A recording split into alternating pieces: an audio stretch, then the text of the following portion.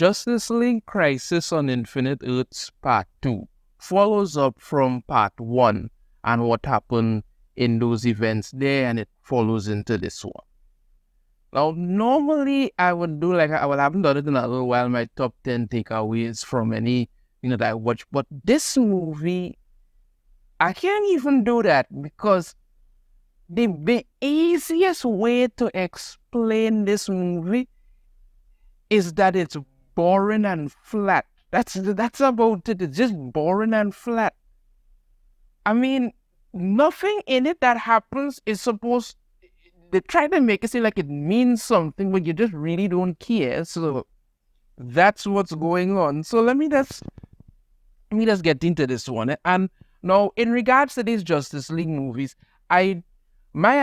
my approach is to go at them like a complete novice, somebody who doesn't know about the Crisis on Infinite Earths storyline, anything like that. Complete novice, I go at it like that. So that's what I do. So the movie literally starts off with Joker, for some deranged reason, wanting to blow up one of the towers because that is never really explained, and he has Killer Croc and Solomon Grundy with him. It's really doesn't make any kind of sense. And then the Batman from Earth 3, who's there, the rest of the so-called Bat family shows up. Robin, Damian Wayne, Robin, Huntress, Batgirl, and Batman Beyond. And you'll be thinking to yourself, okay, you got Batman Beyond. This is how you introduce him. They show up there, they do a little fancy throwing some batarangs. Bam, that's it. Batman tells him, he works alone, doesn't want anything with that, and that's it. And you don't see any of them again until later on down in the movie. And that was the first red flag for me.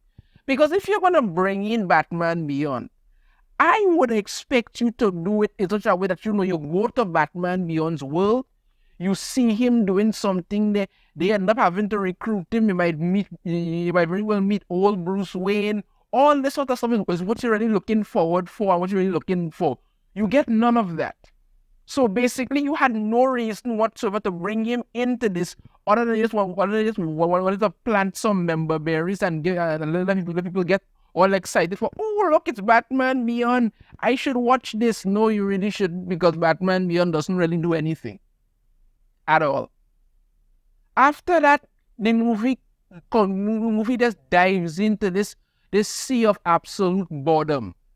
Before it had Flash going around from world to world or something, and then they were trying to ground the movie with Flash and Iris and their relationship, and to an extent it kind of happened, but mostly not so much, because like I explained in my last movie, you weren't getting any kind of real emotion with them there, but you were getting even less this time around. Because what they tried to do this time is to center the movie somewhere around Supergirl and the Monitor. So what happens is that the Monitor shows up right as Krypton is being destroyed. And then Supergirl's pod flies out there, and she is inside, she can't breathe. So Monitor brings her on board, and then the impact and all kind of stuff, she loses her memory and all that stuff. And then they go through having this kind of relationship where Monitor has her on the ship. They sit down, they have dinner, they talk, they kind of develop this kind of father-daughter relationship kind of thing. It is what they were going for, but the fact that you never actually see it, the fact that there's no emotion attached to it, it falls flat as hell.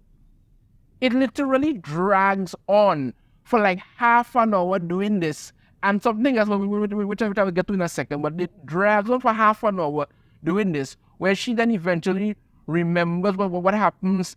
And then Monitor tells her that she has a cousin, and she goes off the scene and then he's checking up on her. It's boring. You don't care. Like after the first 3 minutes, you just don't give a damn, and they drag this on for like over half an hour. Now while that's happening, we also get flashbacks because it's kind of cut in between Supergirl and Psycho Pirate, where he's telling his backstory to Dr. Fate as to how he and all this kind of stuff and all this nonsense. And okay, I will admit that the first few minutes of what happened with Psycho Pirate's life, he's basically kind of like an empath where he feels emotions and stuff, but then, he eventually learned to manipulate them. When he went to boarding school, the boys in the school were beating him up a lot. And then, his powers activated and he started killing them and humiliating them one by one around his palace. It was kind of interesting to see him evolve into a criminal psychopath at such a young age. Okay. But then after that, it quickly turned out to be that, everything that went wrong in his life is pretty much his fault. Because it's one thing to say, well, I want to do this and the other and thing because people hurt me, so I want to do that. Okay. But then not too long after that, he starts manipulating people, trying to control them, and everything he does, he fails at. Everything. You get to see how he manipulates, because apparently he was the one who was manipulating Aquaman and that whole World War II thing and all that stuff. Okay. But then eventually Dr. Fate gives him the ability to travel between dimensions, and he goes from one dimension to the next, screwing up everything because, like I say, the man is the architect of his own destruction. And honestly, after like 10 minutes, his whole shtick got boring as hell as well. That was it. It got boring fast, but it just would not stop. And when we get back to the whole thing of them and these towers that they're trying to defend, all this stuff and the other, and they try to figure out what's causing all these waves and all this thing. I mean, then you have Dr. Light. And Dr. Light, whole thing about her is like every time she opens her mouth, she's just annoying, rude Asian woman. That's it. She literally doesn't do anything to make anybody kind of, one just sounds annoying all the time. They're trying to figure out what's causing the waves, and then, every time that these waves are coming, they have to activate the towers and phase the world and all that stuff and the other. Okay. We even get to see Kamandi, which I thought was a nice throwback because we really haven't seen Kamandi since the whole Batman storyline that they did before, where Batman was doing different stuff. But it was nice seeing Kamandi. Okay. And then you keep getting with Psycho Pirate and all this stuff and the other, and then we get to see what happens with Supergirl, how she ends up becoming Harbinger, because apparently Monitor gave her a small portion of his life energy, and that turned her into Harbinger. So he decides to do the same thing with Psycho Pirate, because Psycho Pirate is using his powers to keep everybody calm and relaxed so that people don't freak out. Yeah, no possibility this is going to backfire, because this guy, like I said, is a freaking psychopath who is the architect of his own doom. Fine. Gives him that ability, and then not too long after, he gets taken away and he's talking to some voice or something that literally is the entity that's causing these waves. But by this point, you really don't care. You just really and truly don't care, because you know where this whole thing is going. You know where it's going to end up. And nothing in this movie is making you interested to go forward with it in any way, shape, or form. So he's talking to this thing tells him that, what is the other day, the thing, he gives it the name, the Anti-Monitor. You never actually see it, all of this stuff, and then, it corrupts him to the dark side, and yet, I shouldn't say corrupt to the dark side, because he was always on the dark side. That's kind of what happens. So when the waves come this time, instead of anything happening, a bunch of shadow demons start springing up, and everybody has to fight them and all that stuff. There's even this world where it's ruled by Amazons, and they keep men locked up and all kind of nonsense and all of this. So Wonder Woman goes there to help them and all of this stuff. Okay, all these things are happening, and while all that is going on, Psycho Pirate begins to use his powers to negatively affect everybody. He causes Supergirl to have this kind of hallucination, like nightmare, where she sees her mother, where she sees Brainiac 5, and next to I think is Songbird or something, so she name or anything like that. And the whole thing with her and Brainy is supposed to be somewhat emotional, but the fact that they never actually grew that relationship in any way at all falls flat once again. So she gets so Psycho Parrot is corrupting her by telling her that do you really think that the Monitor just happened to show up right when Krypton was being destroyed or all that stuff, to corrupt the hell out of shit? While everybody's fighting off these shadow demons and things, a mysterious old man who shows up there, who by now we all know is John Constantine, starts fighting John Stewart, Green Lantern, and then he remembers himself and gets back okay. So the shadow demons are affected by light, alright, but also Psycho Pirate is affecting everybody, so they start to fight each other. The Bat family begin to fight each other again, and this is really the only big action sequence that you're getting in this whole thing. That's it. The fight with the shadow demons and people fighting each other are really the only big action sequences that you're getting, and even that kind of falls flat because you're not interested in the Bat family fighting each other because you don't literally care about any of these people. There is no emotional attachment to them. Batman Beyond finally says like 3 lines and that's it. And yet they're pounding each other away, and we're all supposed to care. Why? I don't know, but that's what they're pushing for, I guess. I don't know how that's going to work out, but I kind of know where that's going. While they're all fighting each other and stuff, they realize that, a good blow to the head causes people to wake up from it and all of this. John Stewart starts to charge his ring, and he realizes that by charging the ring, it's emitting light that is causing the shadow demons and things to move back. So common sense would dictate that you continue saying your oath while charging the ring with the lantern, and once you reach to the end of it, it would have such a brilliant flash of light, the shadow demons would disappear. No, this idiot decides he's going to charge the battery to the point that it's going to explode, leave his ring in there, and when John Constantine pulls the lantern away and throws it, it detonates, destroying the shadow demons. Well, you would think so, but then, seconds later, they come back. Not just seconds, I say minutes later, they come back. So you literally destroying your ring, your only source of having power enough to defeat them, for nothing. You don't do that.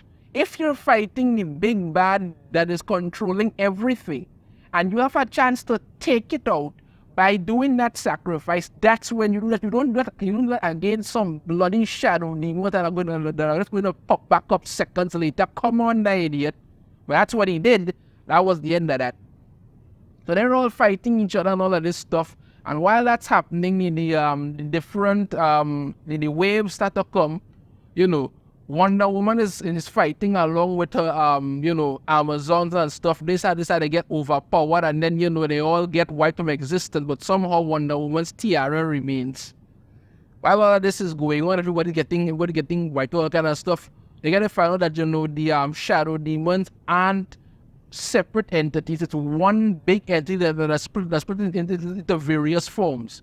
So when they all end up back on Earth 1, all the shadows start to converge and turn into this giant shadow monster. They start attacking it. The shadow monster then reinforces itself with armor, and they're left there. Then we have Supergirl, who has been mind-jacked by Psycho Pirate and stuff. She goes to see the Monitor. While that's happening, before that even gets to the point now, the Monitor there is, he's having, for the first time in a while, for the first time in forever, he feels regret at what's happening, seeing all these worlds and these heroes being destroyed, and he wants to help them. I mean, it's supposed to be this thing where it is, okay, he's finally getting human emotions, or should I say human emotion, but kind of like, the capacity to care, and it's because of his time with Supergirl and stuff like that. But it falls relatively flat, because in retrospect, let's be perfect, but in retrospect, the Watcher from Marvel Universe, I don't mean the Watcher from the What If series, that's a different thing. I want to talk about the Watcher from Marvel universe. The way he came to Kia and thing felt more natural than the Monitor. It really did. So it once again falls flat. And when Supergirl shows up there, all beefed up on mind Jack juice, and literally heat visions the Monitor to death. Because when she's done, he's like Bertha, Chris, she's all, oh no, what did I do? What did I do? Yeah, we all know what you did. And that's pretty much the way it ends. So we all know where this is all eventually going. But to be perfectly honest with you, I have had to struggle to remember what actually happened from actually watching this movie, because honestly, it was so boring and dull. I literally forgot everything that happened like 10 minutes after watching this movie.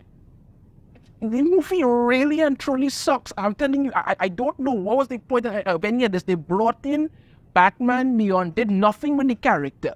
There's no emotional attachment to anything in this movie. Nothing. Then the movie literally spends, there's literally only like 2 lackluster action scenes in it. That's about it. The movie literally spends like well over an hour and change just dragging itself on to no actual conclusion other than just pathetic, crappy shit. That's it.